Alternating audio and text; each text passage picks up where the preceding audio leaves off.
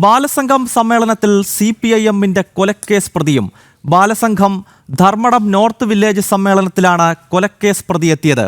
കൊലപാതക കേസുകളിൽ ജീവപര്യന്തം ശിക്ഷ അനുഭവിക്കുന്ന ടെൻഷൻ ശ്രീജിത്ത് എന്ന തെക്കേ കണ്ണോളി വീട്ടിൽ ശ്രീജിത്താണ് ബാലസംഘത്തിന്റെ സമ്മേളനത്തിലേക്ക് എത്തിയത്. ഇയാൾ 3 കൊലക്കേസുകളിൽ 2 BJP പ്രവർത്തകരുടെയും ഒരു മുസ്ലിം ലീഗ് പ്രവർത്തകന്റെയും കൊലക്കേസിൽ ശിക്ഷ അനുഭവിച്ച വ്യക്തിയാണ്. പരോളിലിറങ്ങിയ ഘട്ടത്തിലാണ് ഇയാൾ ബാലസംഘത്തിന്റെ പരിപാടിയിലേക്ക് എത്തിയത്. ഈ വാർത്തയുടെ വിശദാംശങ്ങൾ കണ്ണൂരിൽ നിന്നും മിഥുൻ പിള്ള നൽകും. മിഥുൻ, ഒരു ഭാഗത്ത് ഗുരുപൂജയുൾപ്പെടെയുള്ള നമ്മുടെ സാംസ്കാരികമായ ചടങ്ങുകൾ SFIയും DYFIയും ഉൾപ്പെടുന്ന ഇടത് സംഘടനകൾ തടസ്സപ്പെടുത്തുകയും അതിനെതിരെ വ്യാപകമായ കുപ്രചരണം ഒരു ഭാഗത്ത് അവർ നടത്തുകയാണ്. അതിൻ്റെ മറുഭാഗം നോക്കൂ, ഏതാണ്ട് 3 കൊലപാതക കേസിലെ പ്രതിയെ വിദ്യാർത്ഥികളുടെ പരിപാടിയിലേക്ക് വിളിച്ചു വരുത്തി അവിടെ ഒരു ഹീറോ പരിവേഷം ഈ കൊടും ക്രിമിനലിന് നൽകുകയാണ്. എന്തൊക്കെയാണ് ഈ വാർത്തയുടെ വിശദാംശങ്ങൾ മിഥുൻ പിള്ള? ഗൗതം, കഴിഞ്ഞ ദിവസമാണ് ഈ ധർമ്മടം വില്ലേജ് സമ്മേളനം, ബാലസംഘത്തിൻ്റെ ധർമ്മടം നോർത്ത് വില്ലേജ് സമ്മേളനം നടക്കുന്നത്. ഈ സമ്മേളനത്തിലേക്കാണ് നിരവധി കൊലപാതക കേസുകളിലെ പ്രതിയും നിരവധി വധശ്രമ കേസുകളിലെ പ്രതിയുമായ തെക്കേ കണ്ണോളി വീട്ടിൽ ശ്രീജിത്ത് എന്ന ടെൻഷൻ ശ്രീജിത്ത് ഒരു മുഖ്യ അതിഥിയായി ഈ പരിപാടിയിൽ പങ്കെടുക്കുന്നത്. നമുക്കറിയാം, ഗൗതം പറഞ്ഞു നിർത്തിയെടുത്ത് തന്നെ തുടങ്ങുകയാണെങ്കിൽ ഈ ഗുരുപൂജ വലിയ വിവാദമാക്കിയ അതേ ആളുകൾ തന്നെയാണ് ഇത്തരത്തിലൊരു പരിപാടി സംഘടിപ്പിച്ചിരിക്കുന്നത്. സമൂഹത്തിന് അല്ലെങ്കിൽ കുട്ടികൾക്ക് മാതൃകയാക്കാൻ പറ്റിയ ആളാണോ ഈ കൊലപാതക കേസിലെ പ്രതി എന്നൊരു ചോദ്യമാണ് പ്രധാനമായും ഉയരുന്നത്. കാരണം ഗുരുപൂജ നടത്തുന്ന ഒരു കുട്ടികൾ സമൂഹത്തിൽ എങ്ങനെ പുരുഷന്മാരായി വളരണം അല്ലെങ്കിൽ മാതൃകയുള്ളൊരു ജനതയായി വളരണമെന്നൊരു കാര്യമാണ്. എന്നാൽ അത്തരമൊരു സാഹചര്യമൊക്കെ തന്നെ നിലനിൽക്കുകയാണ് ഇത്തരം നിരവധി ക്രിമിനൽ കേസുകളിൽ പ്രതിയായവർ വീരപരിവേഷം നൽകിക്കൊണ്ട് അല്ലെങ്കിൽ സൂപ്പർ ഹീറോ പരിവേഷം നൽകിക്കൊണ്ട് ബാലസംഘത്തിൻ്റെ ഒരു സമ്മേളനത്തിൽ പങ്കെടുപ്പിക്കുന്നു എന്നുള്ളത്.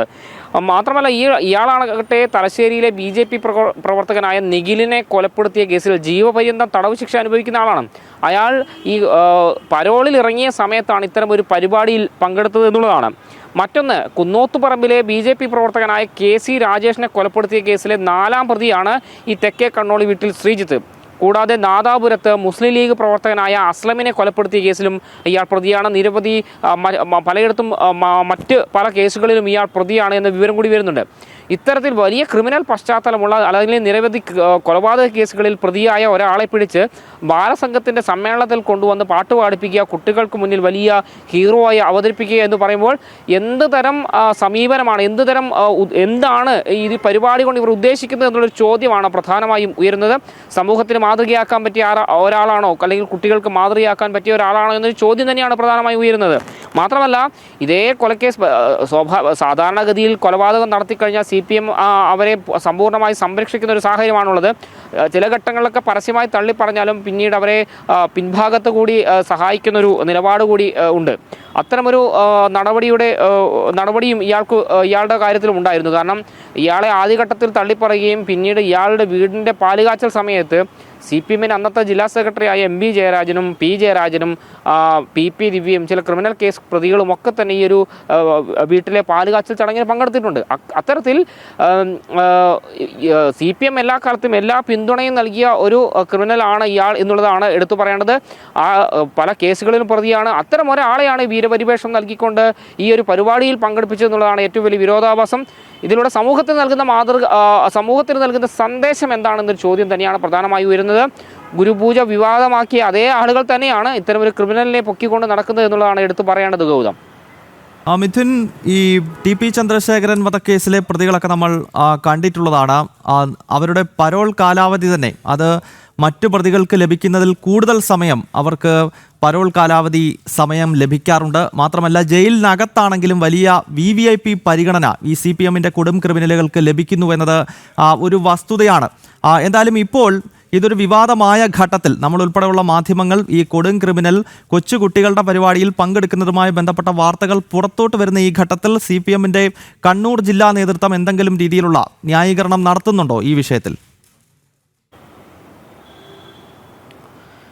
ഗൗതം, ഇതുവരെ നിലവിലൊരു പ്രതികരണവും ഔദ്യോഗികമായി പുറത്തു വന്നിട്ടില്ല. അതേസമയം ഇത് സാമൂഹ്യ മാധ്യമങ്ങളിൽ ഉൾപ്പെടെ വലിയ വിമർശനങ്ങൾ ഇക്കാര്യത്തിൽ ഉയർന്നു വരുന്നുണ്ട്. കാരണം ഏറ്റവും എടുത്തു പറയേണ്ടത് ഈ പല ഭാരതീയ വിദ്യാനികേതൻ്റെ പല സ്കൂളുകളിലും നടത്തിയ ഗുരുപൂജയാണ്. അതായത് ഇവർ പല രീതിയിലും പ്രചരിപ്പിച്ചത് പാദപൂജയാണ്, പാദം കഴുകുകയാണ് എന്നൊക്കെ പറഞ്ഞാണ് വലിയ പ്രചരണം നടത്തിയത്.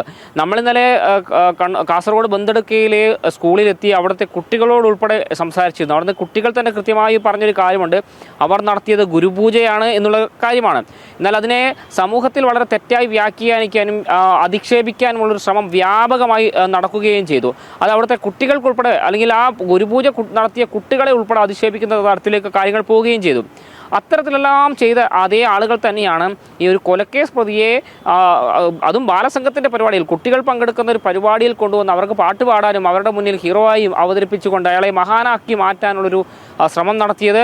ഈ 3-4 കൊലക്കേസുകളിൽ പ്രതിയായ ആളുകളെ എങ്ങനെയാണ് ഇവർ മഹാനായി അവതരിപ്പിക്കുന്നത് എന്ന് മാത്രമാണ് മനസ്സിലാകാത്തത്.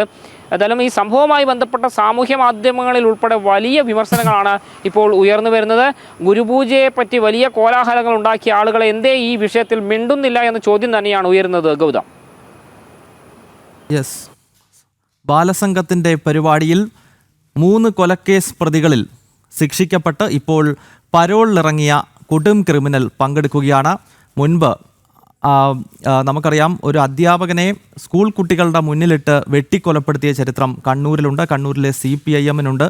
അതുപോലെ തന്നെ നിലവിൽ കേരളത്തിൻ്റെ വിവിധ ഭാഗങ്ങളിൽ ഗുരുപൂജ ഉൾപ്പെടെയുള്ള നമ്മുടെ നാടിൻ്റെ സംസ്കാരവുമായി ബന്ധപ്പെട്ട് അനാദിയായ കാലം മുതൽ നടന്നുകൊണ്ടിരിക്കുന്ന ചടങ്ങിനെതിരെ വലിയ പ്രതിഷേധം തെരുവിലും സ്കൂളുകൾക്കകത്തും SFIയും DYFIയും നടത്താൻ ശ്രമിക്കുന്ന ഘട്ടത്തിലാണ് കൊച്ചുകുട്ടികൾ പങ്കെടുക്കുന്ന കണ്ണൂരിലെ മറ്റൊരു പരിപാടിയിലേക്ക് ഒരു കൊടും ക്രിമിനലിനെ എത്തിച്ചുകൊണ്ട് ഇത്തരത്തിൽ ഒരു ക്രിമിനലിന് ഹീറോ പരിവേഷം നൽകിക്കൊണ്ടുള്ളൊരു വലിയ നീക്കം CPM കണ്ണൂർ ജില്ലാ നേതൃത്വത്തിൻ്റെ ഭാഗത്ത് നിന്ന് ഉണ്ടായിരിക്കുന്നത്. എന്തായാലും ഈ വിവാദത്തോടിപ്പോൾ CPM-ൻ്റെ കണ്ണൂരിലെ ജില്ലാ നേതാക്കളുമായി ഞങ്ങൾ ബന്ധപ്പെട്ടിരുന്നു. അവരാരും ഇതിനോട് ഈ ഘട്ടത്തിൽ പ്രതികരിക്കാൻ തയ്യാറാകുന്നില്ല.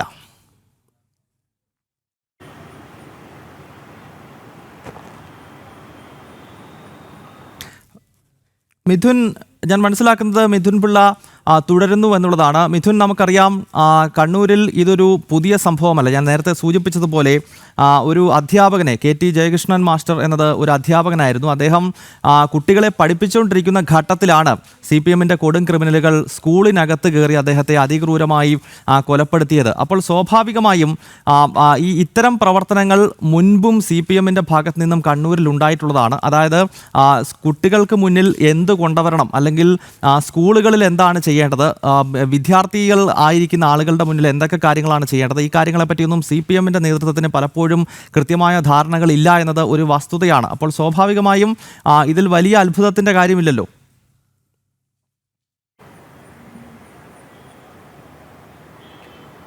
തീർച്ചയായും അത് തന്നെയാണ് എടുത്തു പറയേണ്ടത്. കാരണം ഒരു ഭാഗത്ത് ഗൗതം പറഞ്ഞതുപോലെ തന്നെ അധ്യാപകരെ ക്ലാസ് മുറിയിലിട്ട് വെട്ടിക്കൊല്ലുന്ന ആളുകൾ, മറ്റൊരു ഭാഗത്ത് ഈ കൊലപാതക കേസിലെ പ്രതികളെ മഹത്വവൽക്കരിച്ചുകൊണ്ട് ഈ പരിപാടിയിൽ പങ്കെടുപ്പിക്കുന്നു, അവർക്ക് മുന്നിൽ വീരപരിവേഷം നൽകിക്കൊണ്ട് അവതരിപ്പിക്കുന്നു. ഇത്തരത്തിലൊരു പരിപാടിയുമായി CPM മുന്നോട്ട് പോകുന്നു എന്നുള്ളതാണ്. അതും ഈ കുഞ്ഞു കുട്ടികളുടെ മുമ്പിലാണ്, ഈ ബാലസംഘത്തിൻ്റെ പരിപാടിയിലാണ് ഇയാൾ ഇത്തരത്തിൽ പങ്കെടുത്തത് എന്നുള്ളതാണ് എടുത്തു പറയേണ്ടത്. അതാണ് ശരിക്കും പറഞ്ഞാൽ വലിയ വിമർശനങ്ങൾ ഉൾപ്പെടെ വിളിച്ചു വരുത്തുന്ന ഒരു പ്രധാനപ്പെട്ട കാര്യം. ഏതായാലും സംഭവവുമായി ബന്ധപ്പെട്ട സാമൂഹ്യ മാധ്യമങ്ങളിൽ ഉൾപ്പെടെ വലിയ വിമർശനങ്ങൾ ഉയർന്നു വരുന്നുണ്ട്. കാരണം ഇത് ഞാൻ നേരത്തെ മിഥുനിലേക്ക് മടങ്ങിയെത്താം. ഇപ്പോൾ BJP-യുടെ സംസ്ഥാന സെക്രട്ടറിയും അതുപോലെ തന്നെ മുൻ കണ്ണൂർ ജില്ലാ അധ്യക്ഷനുമായ രഞ്ജിത്ത് നമുക്കൊപ്പം ചേരുകയാണ്. രഞ്ജിത്ത്, അങ്ങ് ഈ വാർത്ത അങ്ങയുടെ ശ്രദ്ധയിൽപ്പെട്ടുവെന്ന് ഞാൻ മനസ്സിലാക്കാൻ സാധിക്കുന്നു. അതായത് ബാലസംഘത്തിൻ്റെ പരിപാടിയിലേക്ക്, കൊച്ചുകുട്ടികളുടെ പരിപാടിയിലേക്ക് 3 കൊലക്കേസിലെ പ്രതിയായിട്ടുള്ള ഒരു വ്യക്തിയെ കൊണ്ടുവരികയാണ്. ആ ദൃശ്യങ്ങളിൽ നമുക്ക് കാണാൻ സാധിക്കും. ഈ കൊലക്കേസ് പ്രതിയാണ് കുട്ടികൾക്ക് മുന്നിൽ ഒരു വലിയ താരരാജാവായി നിന്നുകൊണ്ട് പാട്ട് പാടുന്നു, ഡാൻസ് ചെയ്യുന്നു. കൊച്ചുകുട്ടികളും അതിനൊപ്പം നൃത്തം ചെയ്യുന്നതിൻ്റെ ദൃശ്യങ്ങളൊക്കെ വരുന്നുണ്ട്. എങ്ങനെയാണ് ഈ വിഷയത്തിൽ അങ്ങ് പ്രതികരിക്കുന്നത് രഞ്ജിത്ത്? ഹലോ, ഇത്തരത്തിൽ ഈ കൊടും ക്രിമിനലുകളെ താരപരിവേഷം നൽകുന്ന രീതി കണ്ണൂർ ജില്ലയിൽ ആദ്യമായിട്ടൊന്നുമല്ല. ഇതിനു മുമ്പും പല സംഭവങ്ങളും നടന്നിട്ടുണ്ടായിരുന്നു. കാരണം കുട്ടികളുടെ മുമ്പിലും അങ്ങനെയുള്ള സമൂഹത്തിന് മുമ്പിലും ഇത്തരത്തിലുള്ള കൊടും ക്രിമിനലുകളെ നമ്മുടെ നാട്ടിൽ തന്നെ നിർത്താൻ സാധിക്കാത്ത അത്രയും ഭീകരരായ ആളുകളെ തന്നെ വീരപരിവേഷം നൽകുന്ന രീതി ഇവർക്ക് CPM ആദ്യമേ തുടർന്നു വരികയാണ്. നമുക്കറിയാം, ജയകൃഷ്ണൻ മാഷ കൊലപ്പെടുത്തിയത് കുട്ടികളുടെ മുമ്പിൽ വെച്ചാണ്. വളരെ ചെറിയ പിഞ്ചു കുട്ടികളുടെ മുമ്പിൽ വെച്ചാണ് ജയകൃഷ്ണൻ മാഷെ മൃഗീയമായി കൊലപ്പെടുത്തിയിരിക്കുന്നത്. ആ കുട്ടികൾ ഇത്രയും വർഷമായിട്ട് പോലും അതിൽ നിന്ന് മോചനം നേടാൻ വേണ്ടി ഇതുവരെ കുട്ടികൾക്ക് സാധിച്ചിട്ടില്ല. CPM-ന്റെ സമയത്തോളം ഇതാണ് രീതി. അതിനുശേഷം ജയകൃഷ്ണൻ മാഷ തന്നെ കേസിലെ പ്രതികളെ കോടതിയിൽ നിന്നും അതായത് കോടതിയിൽ നിന്നും ജാമ്യം കഴിഞ്ഞ് പുറത്തിറങ്ങുന്ന സമയത്ത് വലിയ സ്വീകരണമാണ് CPM ഒരുക്കിയിരിക്കുന്നത്. വലിയ സ്വീകരണം എന്ന് പറഞ്ഞാൽ സാധാ പാർട്ടി പ്രവർത്തകരല്ല, CPM-ന്റെ കണ്ണൂർ ജില്ലയിലെയും സംസ്ഥാനത്തിന്റെയും മുതിർന്ന നേതാക്കന്മാരുടെ നേതൃത്വത്തിലാണ് ഇത്തരത്തിലുള്ള സ്വീകരണം നടപ്പിലാക്കിയത്. അപ്പൊ സമൂഹത്തിനും അവർ കൊടുക്കുന്ന സന്ദേശം അതാണ്. അതായത് ഈ കൊലപാതകങ്ങൾക്ക് പോലും വീരപരിവേഷം നൽകുന്ന രീതിയാണ് സമൂഹത്തിന് മുമ്പിൽ പോലും അവർ അവതരിപ്പിക്കുന്നത്. അതുകൊണ്ട് CPM ഇത്തരത്തിലുള്ള രീതിയെ അവലംബിച്ചതുകൊണ്ട് വലിയൊരു കാര്യമായിട്ട് നമ്മൾ കണക്കാക്കുന്നത് CPM-ന്റെ രീതി തന്നെയാണ്. അത് കഴിഞ്ഞ കാലങ്ങളിൽ തുടർന്നുകൊണ്ടിരിക്കുന്ന രീതി തന്നെയാണ്. ഈ ടെൻഷൻ ശ്രീജിത്ത് നേരത്തെ ഇവിടെ സൂചിപ്പിച്ചു, ടെൻഷൻ ശ്രീജിത്ത് 2-3 കേസിൽ പിടിക്കപ്പെട്ടു എന്നുള്ളത് മാത്രമാണ്. ബാക്കി ഒരുപാട് കേസുകളിൽ പിടിക്കപ്പെടാത്ത കണ്ണൂർ ജില്ലയിലെ രാഷ്ട്രീയ സംഘർഷത്തിൽ കൊലപാതക കേസുകളിൽ നിരവധി കേസുകളിൽ ഇദ്ദേഹത്തിന്റെ പേരുണ്ട്. പക്ഷെ അന്നത്തെ ഭരണാധികാരികൾ, ഇടതുപക്ഷത്തിന്റെ ഭരണാധികാരികൾ ഭരിക്കുന്ന സമയത്ത്, ഇത്തരം കൊലപാതകം നടക്കുന്ന സമയത്ത് അതിൽ അവര് ഒളിപ്പിച്ചു നിർത്തേണ്ട ആളുകളുണ്ട്. ഒളിപ്പിച്ചു നിർത്തേണ്ട ആളുകളെ എന്നും അവർ ഒളിപ്പിച്ച് മാറ്റി നിർത്തും. ബാക്കിയുള്ള കേസിൽ അവർ കൊടുക്കുന്ന ആളുകൾ മാത്രമാണ് കേസിൽ പ്രതിയാകുന്നത്. അങ്ങനെയാണ് പല കേസുകളിലും ഈ ശ്രീജിത്ത് ഒഴിവായിരിക്കുന്നത്. ഇപ്പൊ തന്നെ അറിയപ്പെടുന്ന നമ്മുടെ കുന്നോത്തുപറമ്പിൽ RSSന്റെ ഒരു പ്രവർത്തകൻ KC രാജേഷിനെ കൊന്ന കേസിലെ 4ാമത്തെ പ്രതിയാണ്. മാത്രമല്ല തലശ്ശേരിയിലെ രാഷ്ട്രീയ സംഘർഷത്തിൽ നിഖിൽ എന്ന് പറയുന്ന ഒരു ചെറുപ്പക്കാരനായിരുന്നു, ഒരു ചെറിയ പ്രായമുള്ളൊരു പയ്യനെ, ഒരു കുട്ടിയെ കൊന്ന കേസിൽ 1ാം പ്രതിയാണ്. അതുപോലെ തന്നെ നാദാപുരത്ത് ഈ അസ്ലം കേസിലെ പ്രതിയാണ്. ഈ 3 കേസിലാണ് ഇദ്ദേഹം പ്രതിയായിരിക്കുന്നത്. ബാക്കി ഒരുപാട് കേസുകളിൽ ഇദ്ദേഹം പ്രതിയാണ്. അങ്ങനെയുള്ള ഒരു പ്രതിയെ കുട്ടികളുടെ ഒരു സാംസ്കാരിക വിദ്യാഭ്യാസ സംഘടന എന്ന ബാലസംഘം എന്ന് പറയുന്നത് കുട്ടികളുടെ സാംസ്കാരിക വിദ്യാഭ്യാസ സംഘടന എന്നാണ് CPM പറയുന്നത്. EK നായനാർ അടക്കമുള്ള ആളുകൾ രൂപീകരിച്ചതാണ് ബാലസംഘം എന്നൊക്കെയാണ് പറയുന്നെങ്കിലും ഇന്ന് ഈ ബാലസംഘത്തിന്റെ കുട്ടികളുടെ മുമ്പിൽ ഈ വീരപരിവേഷം നൽകി കുട്ടികളുടെ മുമ്പിൽ പാട്ടുപാടി നൃത്തം ചവിട്ടുന്ന ഒരാൾക്ക് എന്ത് പേരിലാണ് അവർ അത്തരത്തിലുള്ള ഒരു യോഗത്തിൽ അതിനെ വിളിച്ചു? ഒന്നുകിൽ ഒരു സാംസ്കാരിക നായകൻ, അല്ലെങ്കിൽ അങ്ങനെയുള്ള ഒരാളായിരിക്കുമല്ലോ കുട്ടികൾക്ക് മാർഗനിർദ്ദേശം നൽകുന്ന ആളുകൾ എന്ന് പറയുന്നത്. അത്തരത്തിൽ സമൂഹത്തിൽ അറിയപ്പെടുന്ന അല്ലെങ്കിൽ സമൂഹത്തിൽ അങ്ങനെയുള്ള ആളുകളായിരിക്കുമല്ലോ സാധാരണഗതിയിൽ ഇത്തരത്തിലുള്ള പരിപാടികൾ പങ്കെടുക്കുന്നത്.